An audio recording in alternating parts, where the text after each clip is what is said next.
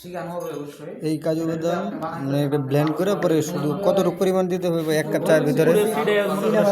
দেখা যায় ওইরকম করে দিলেই হবে। তারপর ছানার উপরে ছিঁড়ে দিবেন।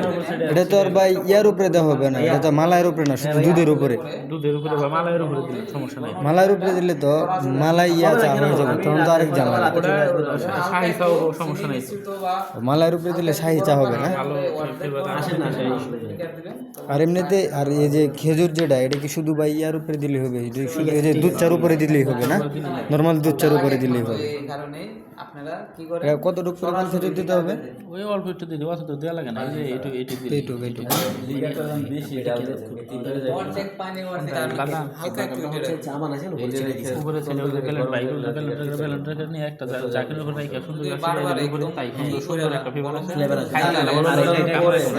এটা খেজুর তারপর এটা নিচে জায়গা তো খেজুর বাড়ছে নিচে আর তার উপর থাকবে। এটা ভাই এই যে কফি যেটা, কফি যেটা, এটা কি ভাই এই যে এই চায়ের এই যে দুধ চা, দুধ চার উপরে মারতে হবে নাকি এই দুধ চা দেওয়া পরে কফি দিয়ে একটা লাড়া দিতে হবে? দুধ চা দিয়ে কফি দিয়ে একটা লাড়া দিতে হবে না? নিচে দিলেন, লাড়ি দিলেন, উপরে আরেকটু হুমারা দিলেন, সুন্দরের জন্য। আপনার কাছে বাদাম আছে? কারি